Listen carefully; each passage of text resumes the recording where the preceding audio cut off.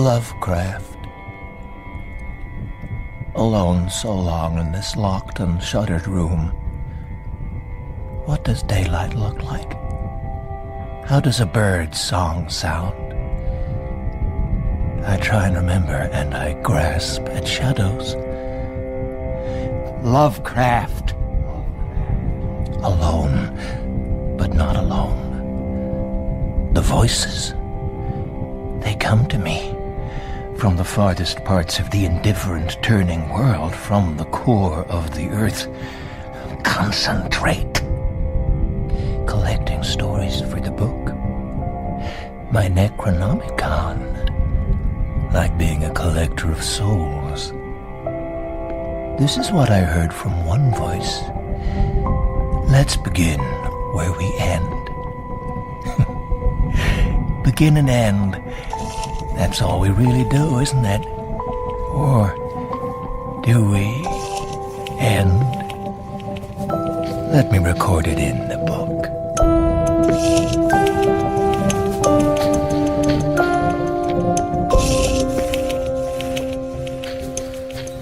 City and South London Underground Railway building log, Thursday, November the 15th.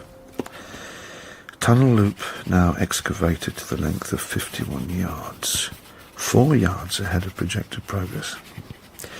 Depth of tunnel, 105 feet. Minimal leaks from the steel shielding. No injuries.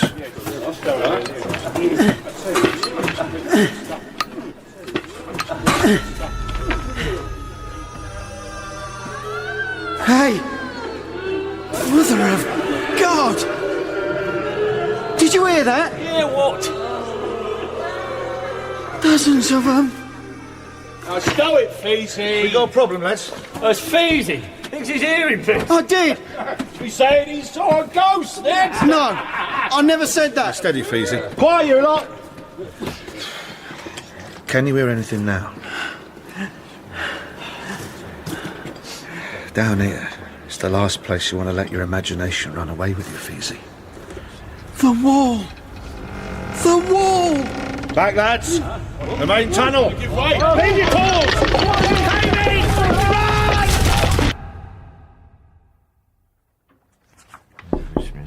Professor Samuelson, the door was open. Ah, yes.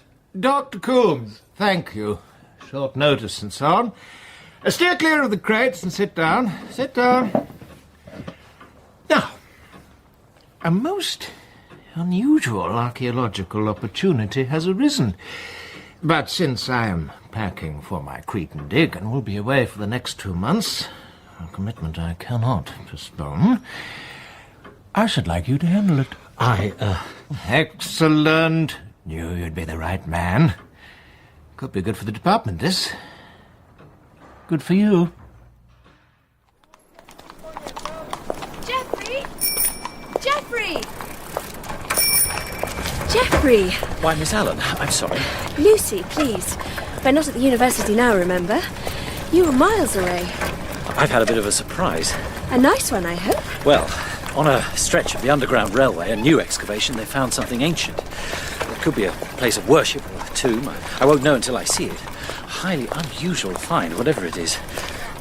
How can you keep your balance going so slowly? Practice is all it takes. So what are you going to do? Excavate it?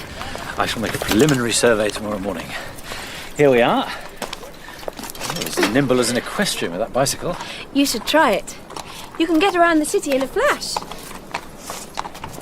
10 minutes and you're in the countryside. I park it down here. I don't think Mrs. Partington approves. I don't think there's very much that Mrs. Partington does approve of. Shall we go in?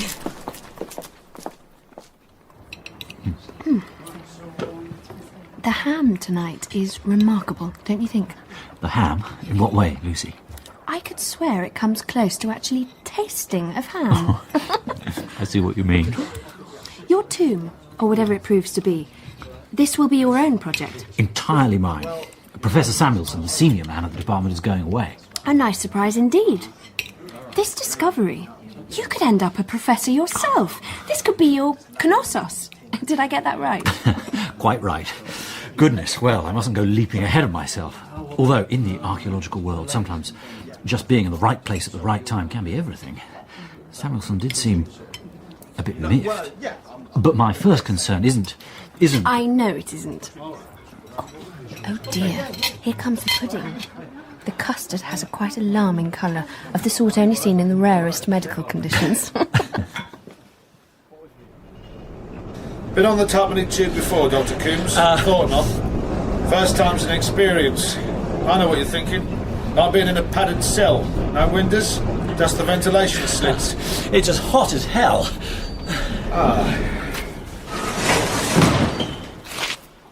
Glancing, Dr. Coombs. Now, the loop runs off the main tunnel. It'll be a circle of tunnel in which we can turn the trains or service them if need be. I'll take you around and show you what you've come for. I don't think of myself as an imaginative man, but I feel a sort of pressure down here. 100 feet of London clay above us and the River Thames. With the right sort of collapse and the wrong sort of luck, we'd be buried alive and drowned all at the same time. Oh. And just ahead of us, that's where the wall started to fall in. The men ran. I followed. When the wall did fall, it wasn't a collapse, just a bubble in the earth that had opened up. Anyway, careful of the rubble, and bend your head.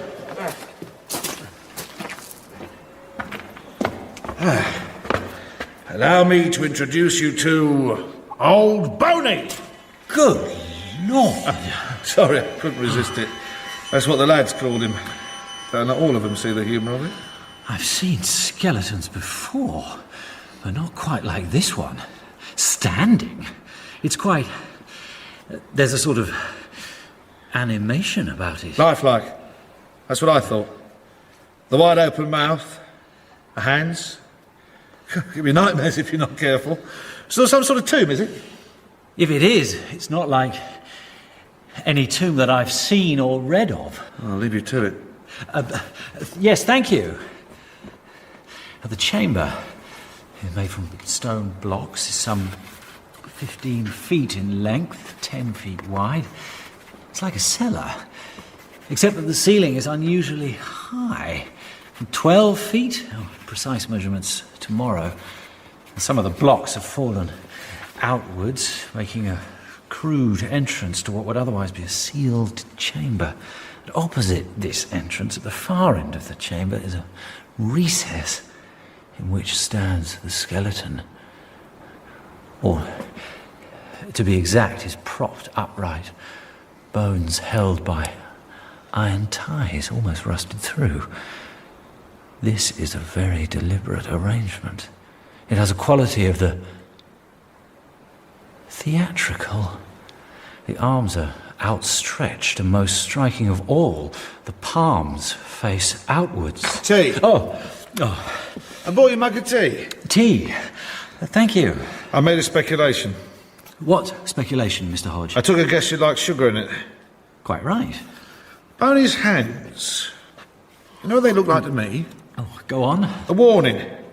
What old Boney looks like to me is a man warning folks off. Get the hell out of here. That's what he's saying. He's yelling it. That's what the whole South is saying. What a colourful imagination you have, Mr. Hodge. Though I can see what you mean. Oh, the expert, but I do have a pair of eyes in my head. Those hefty great blocks of stone, this place. Somebody went to a deal of trouble to seal it off, like a plague pit with a warning sign. Now that, Mr. Hodge, is a stroke of imagination carried too far. The stones are no larger than the ones found at Skara Brae. And these too could prove Neolithic. What a thought! It's a puzzle, all right. It prompts one to thoughts that might seem fanciful. Fanciful, you? I'm thrilled to hear it. Anchorites. Religious zealots who isolated themselves from the world. An anchorite would have himself or herself bricked up into a small chamber in the structure of a monastery, a pillar, for instance, where they would be fed and watered by fellow monks or nuns through a tiny aperture, no speech. They would live out their time in darkness and silence. Not to see or touch another person again. That's ghastly. Following the beliefs of their time. Swallowed into the belly of the beast. Religion. Quite. Such an old city, London. I mean, in the fabric of Waterloo Bridge, you can see parts of the seabed from the Upper Jurassic era. Fossilised creatures trapped for all eternity. The Upper Jurassic. And how old is that? Speaking as an archaeologist, approximately as ancient as the gravy that accompanied our roast lamb. Though not as ancient as the lamb itself. Shush. The day after tomorrow. You haven't forgotten, have you, Geoffrey? The day after tomorrow? No, Hampstead Heath. I shall enjoy that. Though you haven't made it quite clear exactly what you've got planned. You'll see. I shall retire. I have Treves on the topography of the brain to study. Good heavens. What is it? A thought came to me about the skeleton. Goodness. What other sort of thought would I expect you to have? Good night, Geoffrey. Good night, Lucy. Your first trip on the Twopenny Tube, Billy? Can't say that I think much of it. Like being in a coffin. No, you get used to it. You brought... Tape measure, trowels, assorted soil sample bags, litmus paper, sketchbook, yeah. And there's another task I have in mind for us. Here we are. Mr. Hodge. Billy, my assistant. Pleasure, I'm sure. You'll need to borrow some heavy boots. Your lad's already wearing some. So you are, ever prepared. Thank you, Mr. Hodge. This way, Billy. Mind your head. Now, give me your first impressions. Always useful. Bloody hell. Old Boney. I couldn't resist surprising you. Weird as hell, that is. Swelt me old taters, as my dad would say. I dare say he would. You're in high spirits. I am, now you mention it. To work, Billy. I was talking to a medical student yesterday and something clicked in my mind. Take the webbing right round. Let's make our fastenings at the back of the boards. And lo and behold, an improvised stretcher. I think we left it a bit late for this patient, don't you? Thank you, Billy. Now, gently, towards me. Are you sure this is a good idea? I don't think now's the time to debate it. Tilt it back, gently now, and over here, please. Perfect. One skeleton in good condition. Mr. Hodge talked about this Boney warning people off, but think of it like this. Boney could equally well be raising his hands in greeting, saying, "This way. Step this way." I don't think it'd exactly encourage a lot of folk. But in either instance, you see what is implied. He's not outside the chamber telling you to either keep away or to come in. He's inside. You don't see him until the unlikely event of your penetrating the chamber. So it's not the chamber itself he's warning you or encouraging you about. It's something else. Something behind the skeleton. It's one solid slab of stone, floor to roof. How'd that get here? Shall I clean it down? Oh, please. No mildew. No calcite deposits. Just a fine layer of dust. From the stones that fell outwards. It seems as pristine as if it were put here yesterday. Just plain black stone. Measuring tape, please. 12 feet tall and 5 feet across. Depth to be established. Perfectly smooth black stone. At least the side facing us. Puts me in mind of basalt. Well, that can't be so. There's no volcanic activity associated with this area. Who put this here? And why?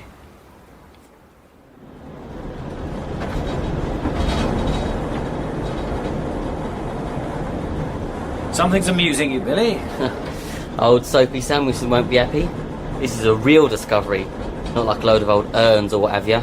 Something different. About time you got a bit of your own glory. Now, Billy, really. It's just about being in the right place at the right time. Yes, so it is. Even lodging at Mrs. Partington's. You've lost me. Tomorrow at 9, then.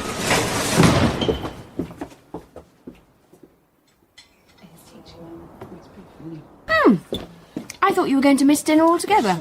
Not necessarily a great loss for you. I had some books to consult at the university. What have you found? That's it, I really don't know. I cannot find any reasonable parallel to this site. A cinerarium? No. Cubiculum? No. Gosh. But this makes your discovery all the more unique. But what have I discovered?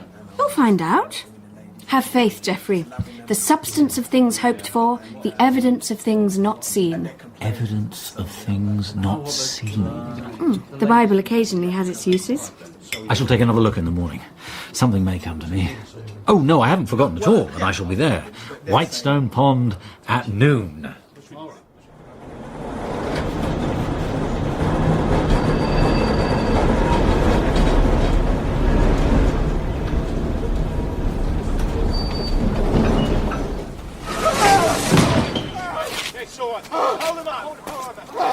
Mr. Hodge? What's happened? Found Feezy at the entrance of your tomb, dead to the world. What was he doing there? My God. His hands. What's happened to them? What I'd like to know, what sort of tools do you keep in there? Well, nothing. Well, nothing that could do that.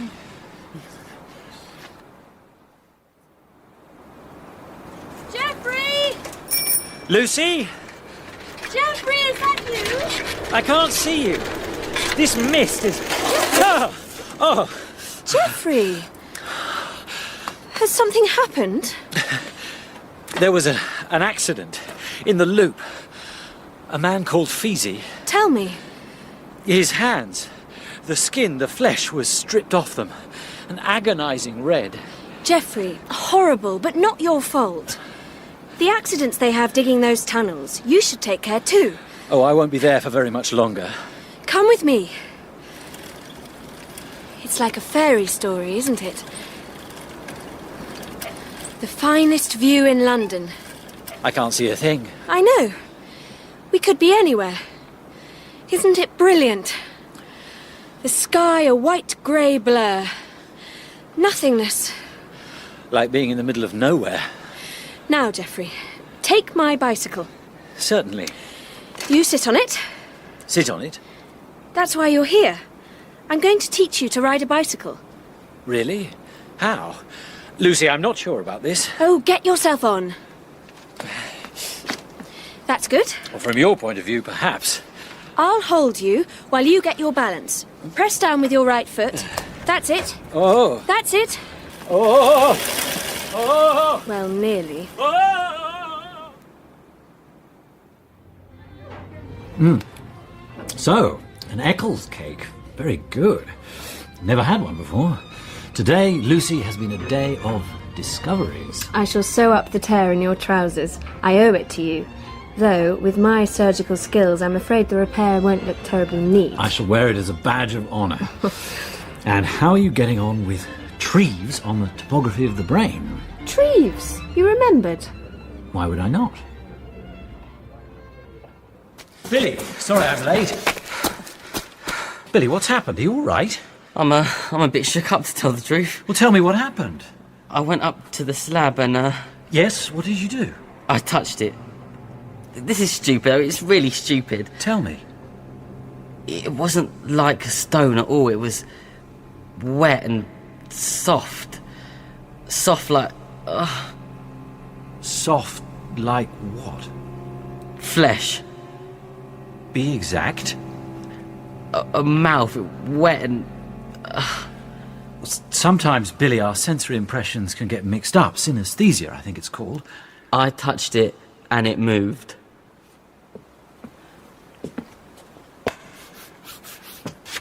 There. Solid, boring old stone. Though you are the most reliable of assistants, Billy. Neither of us is given to fits of imagination. Did you just shift the lantern? No. I thought I saw just for a moment the strangest thing on the surface. Why didn't I see this before? Bring the lantern closer. But there's... Wait a moment. Markings slightly raised. I can't make out the pattern. If only we had proper light. If only I could examine this in the laboratory. No way that slab's going anywhere. Actually, there's another way we can go about this. That's it, Billy. Down on the bench. Gently does it. That was a nice piece of work. You want any help with the positive? I'll manage. It's been a long day. You cut along. If you're sure. Oh, sorry, miss. Oh, no, my fault. Geoffrey, I hope you don't mind. Lucy, this is Billy, my assistant. Hello, Billy. Pleased, I'm sure. Well, I'll be going. Good heavens. What a surprise. A nice one. You look exhausted. And you missed dinner. I brought you a sandwich. Cheese with pickle. That's, thank you. Yes, I am hungry. And what's this? There's a light at the end of the tunnel. Earlier today, we found raised markings on the stone. We made a plaster cast so I can examine the markings in proper conditions. It looks like 2 handprints. It does indeed. It's quite unique. It gives me something to work with, a basis for comparison. That's very strange. What? This is the cast you took from the slab. Yes, it's called the negative. I'll shortly make another cast from this one, which will be the positive cast, and an exact reproduction of the original. So this cast is a kind of mirror image. Look at the hands. What? They look quite unremarkable in this cast, but when you take your positive cast, it'll be more obvious. The hands face outwards. Outwards? I see what you mean. As though the handprints, which is patently impossible, were made from inside the stone. Inside the stone? The hands facing outwards, just as Lucy said. You know, with the cast, with the sketches and the notes, we got everything we need. You could shut this place up, lock it up good and tight.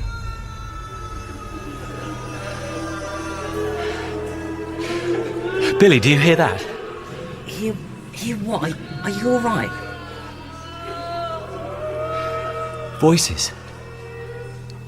We've spent too long down here. We've got everything you need back at the university. Yes, I suppose you're right. I'll think about it.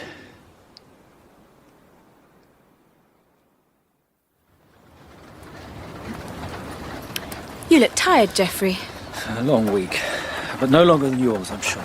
You should take the day off. I do have my work. Of course you do, and you shouldn't overwork. You're your own master. You can take a day off. And a walk on the heath will clear your mind. We could have lunch. The little place on Haverstock Hill? You're as persuasive as a politician, Lucy. And you're right. But I'll have to go and tell Billy to take the day off. Join me at 1. At 1, then, Lucy.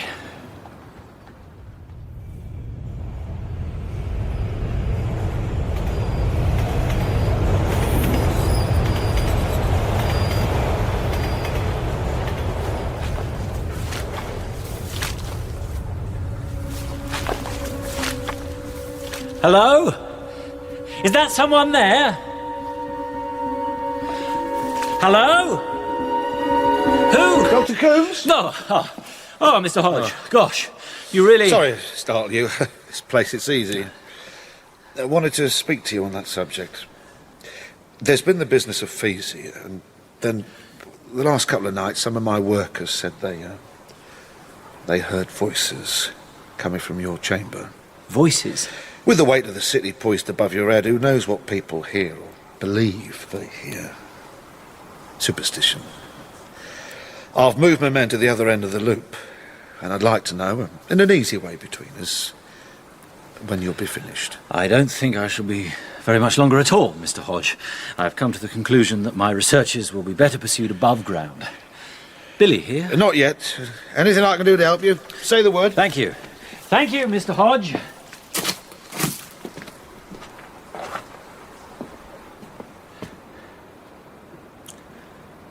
The slab.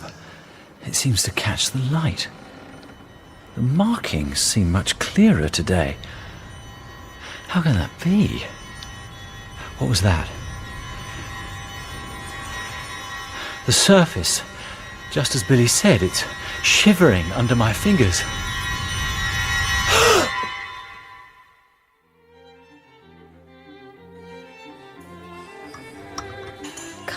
Geoffrey.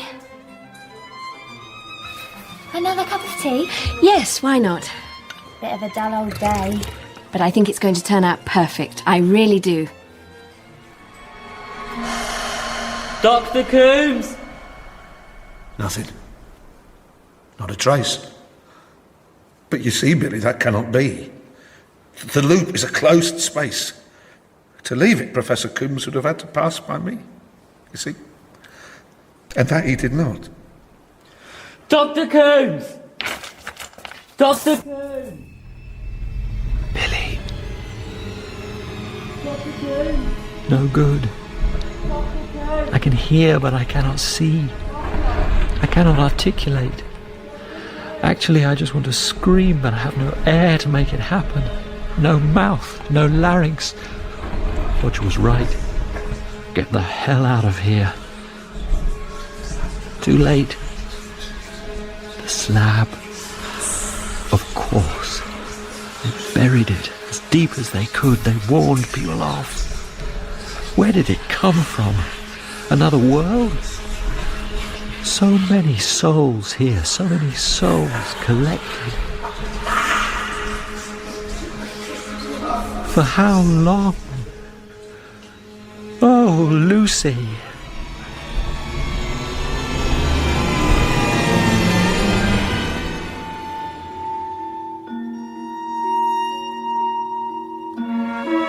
In Weird Tales, The Loop by Chris Harold, Geoffrey Coombs was played by Geoffrey Stretfield, Lucy Allen by Sophie Roberts, and Lovecraft by Stephen Hogan. Mr. Hodge was played by Stephen Critchlow and Billy by Joe Prospero. Feezy was played by Paul Ryder and the workman Matt Addis.